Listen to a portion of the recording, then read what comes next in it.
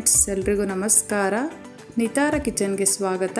ನಾನು ಇವತ್ತಿನ ರೆಸಿಪಿಯಲ್ಲಿ ತುಂಬಾ ರುಚಿಯಾದ, ಎಲ್ಲರೂ ತುಂಬಾ ಇಷ್ಟಪಡುವಂತಹ ಚಿರೋಟಿ ರೆಸಿಪಿನ ಮಾಡ್ತಾ ಇದ್ದೀನಿ.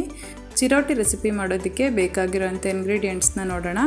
ನಾನಿಲ್ಲಿ ಮೈದಾ ಹಿಟ್ಟು ತೊಗೊಂಡಿದ್ದೀನಿ, ಚಿರೋಟಿ ರವೆ ತೊಗೊಂಡಿದ್ದೀನಿ, ಸಕ್ಕರೆ ತೊಗೊಂಡಿದ್ದೀನಿ, ಉಪ್ಪು ತೊಗೊಂಡಿದ್ದೀನಿ, ಬೇಕಿಂಗ್ ಸೋಡಾ ತೊಗೊಂಡಿದ್ದೀನಿ, ತುಪ್ಪ ತೊಗೊಂಡಿದ್ದೀನಿ, ಅಕ್ಕಿ ಹಿಟ್ಟು ತೊಗೊಂಡಿದ್ದೀನಿ, ಸ್ವಲ್ಪ ಎಣ್ಣೆ ತೊಗೊಂಡಿದ್ದೀನಿ, ನಂತರ ಏಲಕ್ಕಿ ತೊಗೊಂಡಿದ್ದೀನಿ. ಈ ಎಲ್ಲ ಇಂಗ್ರೀಡಿಯೆಂಟ್ಸ್ನ ನಾನು ಡಿಸ್ಕ್ರಿಪ್ಷನಲ್ಲಿ ಹಾಕಿರ್ತೀನಿ, ಬೇಕು ಅಂದರೆ ಚೆಕ್ ಮಾಡಿ. ಇವಾಗ ಮಾಡೋದು ಹೇಗೆ ನೋಡೋಣ. ಮೊದಲಿಗೆ ಸಕ್ಕರೆನ ಪೌಡ್ರ್ ಮಾಡ್ಕೊಳ್ಳೋದಕ್ಕೆ ಒಂದು ಮಿಕ್ಸಿ ಜಾರಿಗೆ ಸಕ್ಕರೆನ ಸೇರಿಸ್ಕೊತಾ ಇದ್ದೀನಿ. ನಂತರ ಏಲಕ್ಕಿನ ಸೇರಿಸ್ಕೊಂಡು ಚೆನ್ನಾಗಿ ಪೌಡ್ರ್ ಮಾಡ್ಕೊತೀನಿ. ಇವಾಗ ಸಕ್ಕರೆ ಪೌಡ್ರು ರೆಡಿಯಾಗಿದೆ. ನಂತರ ಹಿಟ್ಟನ್ನ ಕಲಿಸ್ಕೊಳ್ಳೋದಕ್ಕೆ ಒಂದು ಮಿಕ್ಸಿಂಗ್ ಬೌಲಿಗೆ ಮೈದಾ ಹಿಟ್ಟು ಸೇರಿಸ್ಕೊತಾ ಇದ್ದೀನಿ. ನಂತರ ಚಿರೋಟಿ ರವೆ ಸೇರಿಸ್ಕೊತಾ ಇದ್ದೀನಿ, ಸ್ವಲ್ಪ ಉಪ್ಪು ಸೇರಿಸ್ಕೊತಾ ಇದ್ದೀನಿ. ಹೀಗೆ ಸ್ವೀಟ್ ರೆಸಿಪಿಗಳಿಗೆಲ್ಲ ಸ್ವಲ್ಪ ಉಪ್ಪನ್ನ ಬಳಸೋದ್ರಿಂದ ತುಂಬಾ ರುಚಿಯಾಗಿರುತ್ತೆ.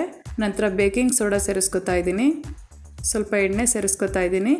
ಎಣ್ಣೆ ಬದಲು ತುಪ್ಪನಾದರೂ ಬಳಸ್ಕೋಬೋದು. ಇಷ್ಟನ್ನು ಹಾಕಿ ಚೆನ್ನಾಗಿ ಮಿಕ್ಸ್ ಮಾಡ್ಕೊತೀನಿ. ಹೀಗೆ ಚೆನ್ನಾಗಿ ಮಿಕ್ಸ್ ಮಾಡಿಕೊಂಡು ಸ್ವಲ್ಪ ನೀರನ್ನ ಸೇರಿಸ್ಕೊಂಡು ಹಿಟ್ಟನ್ನ ಚಪಾತಿ ಹಿಟ್ಟಿನದಕ್ಕೆ ಕಲಿಸ್ಕೋಬೇಕು. ಇವಾಗ ಕಲಸಿದ್ದಾಗಿದೆ. ಇದಕ್ಕೆ ಸ್ವಲ್ಪ ಎಣ್ಣೆನ ಸೇರಿಸ್ಕೊಂಡು ಹಿಟ್ಟನ್ನ ಚೆನ್ನಾಗಿ ನಾದ್ಕೋತೀನಿ.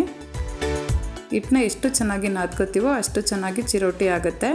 ನಂತರ ಇವಾಗ ನಾದ್ಕೊಂಡಿರೋ ಹಿಟ್ಟನ್ನ ಒಂದು 15 to 20 ಮಿನಿಟ್ಸ್ ಹಾಗೆ ನೆನೆಯೋದಕ್ಕೆ ಬಿಡಬೇಕು. ನಂತರ ಸಾಟಿನ ಮಾಡ್ಕೊಳ್ಳೋದಕ್ಕೆ ಅಕ್ಕಿ ಹಿಟ್ಟಿಗೆ ಸ್ವಲ್ಪ ತುಪ್ಪನ ಸೇರಿಸ್ಕೊಂಡು ಹೀಗೆ ಒಂದು 5 to 6 ಮಿನಿಟ್ಸ್ ಚೆನ್ನಾಗಿ ಮಿಕ್ಸ್ ಮಾಡಿ ಕಲರ್ ಚೇಂಜ್ ಆಗೋವರೆಗೂ ಸಾಟಿನ ಮಿಕ್ಸ್ ಮಾಡ್ಕೋಬೇಕು. ಇವಾಗ ಸಾಟಿ ರೆಡಿಯಾಗಿದೆ. ನಂತರ ಹಿಟ್ಟು ಸಹ ಚೆನ್ನಾಗಿ ನೆಂದಿದೆ. ಇದನ್ನು ಲಟ್ಟಿಸ್ಕೊಳ್ಳೋದಕ್ಕಿಂತ ಮುಂಚೆ ಹಿಟ್ಟನ್ನ ಇನ್ನೊಂದು ಸಲ ಚೆನ್ನಾಗಿ ನಾದ್ಕೋಬೇಕು. ನಂತರ ಹೀಗೆ ರೋಲ್ನ ಮಾಡಿಕೊಂಡು ಯಾವ ಸೈಜಿಗೆ ಬೇಕು ಆ ಸೈಜಿಗೆ ಹೀಗೆ ಕಟ್ ಮಾಡ್ಕೋಬೇಕು. ನಾನಿಲ್ಲಿ 4 ಚಪಾತಿ ಆಗೋಷ್ಟು ಕಟ್ ಮಾಡ್ಕೊಂಡಿದ್ದೀನಿ.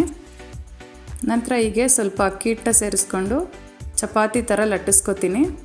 ಅಕ್ಕಿ ಹಿಟ್ಟನ್ನ ಬಳಸೋದ್ರಿಂದ ಬೇಗ ಲಟ್ಟಿಸ್ಕೋಬೋದು. ಹೀಗೆ 4 ಚಪಾತಿನೂ ಲಟ್ಟಿಸ್ಕೊತೀನಿ. ಹೀಗೆ ಲಟ್ಟಿಸ್ಕೊಂಡಿರೋಂಥ ಚಪಾತಿನ ಒಂದು ಪ್ಲೇಟಿಗೆ ಸೇರಿಸ್ಕೊಂಡು ಅದಕ್ಕೆ ಮಾಡಿಟ್ಕೊಂಡಿರೋಂಥ ಸಾಟಿನ ಹೀಗೆ ಚೆನ್ನಾಗಿ ಹಚ್ಕೋತೀನಿ. ಎಲ್ಲ ಕಡೆನೂ ಹೀಗೆ ಚೆನ್ನಾಗಿ ಹಚ್ಕೋಬೇಕು. ಹೀಗೆ 4 ಚಪಾತಿಗೂ ಹಚ್ಕೊಂಡು ನಂತರ ಹೀಗೆ ರೋಲ್ ಮಾಡ್ಕೋತೀನಿ. ಹೀಗೆ ಟೈಟಾಗಿ ನಿಧಾನವಾಗಿ ರೋಲ್ನ ಮಾಡ್ಕೋಬೇಕು. ಇವಾಗ ರೋಲ್ ಮಾಡಿದ್ದಾಗಿದೆ. ನಂತರ ಇದನ್ನು ಯಾವ ಸೈಜಿಗೆ ಬೇಕೋ ಆ ಸೈಜಿಗೆ ಕಟ್ ಮಾಡ್ಕೋಬೇಕು. ಸ್ವಲ್ಪ ದೊಡ್ಡದಾಗಿ ಚಿರೋಟಿ ಬೇಕು ಅಂದರೆ ಸ್ವಲ್ಪ ದೊಡ್ಡದಾಗೇ ಕಟ್ ಮಾಡ್ಕೋಬೋದು. ನಾನಿಲ್ಲಿ ಮೀಡಿಯಮ್ ಆಗಿ ಮಾಡ್ಕೋತೀನಿ. ಈ ಕ್ವಾಂಟಿಟಿಗೆ ಏನಿಲ್ಲ ಅಂದರೂ ಒಂದು 10 to 11 ಚಿರೋಟಿ ಆಗುತ್ತೆ. ನಂತರ ಹೀಗೆ ಆಪೋಸಿಟಾಗಿ ಲಟ್ಟಿಸ್ಕೋಬೇಕು. ಕೈಲಾದರೂ ತಟ್ಕೋಬೋದು, ಆದರೆ ಲಟ್ಟಿಸ್ಕೊಳ್ಳೋದ್ರಿಂದ ಒಂದೇ ಸಮನೆ ಬರುತ್ತೆ. ಹೀಗೆ ಸ್ಮೂತಾಗಿ ಲಟ್ಟಿಸ್ಕೋಬೇಕು. ತುಂಬ ತೆಳುವಾಗೂ ಸಹ ಲಟ್ಟಿಸ್ಕೋಬಾರ್ದು. ಹೀಗೆ ಒಂದು ಮೀಡಿಯಮ್ ಆಗಿ ಲಟ್ಟಿಸ್ಕೋಬೇಕು. ನಂತರ ಇದನ್ನು ಡೀಪ್ ಫ್ರೈ ಮಾಡ್ಕೊಳ್ಳೋದಕ್ಕೆ ಎಣ್ಣೆ ಕಾಯೋದಕ್ಕೆ ಇಟ್ಕೊಂಡಿದ್ದೀನಿ. ಇದಕ್ಕೆ ಸೇರಿಸ್ಕೋತೀನಿ. ಎಣ್ಣೆ ಚೆನ್ನಾಗಿ ಕಾದ ನಂತರ ಫುಲ್ ಲೋ ಫ್ಲೇಮಲ್ಲೇ ಬೇಯಿಸ್ಕೋಬೇಕು.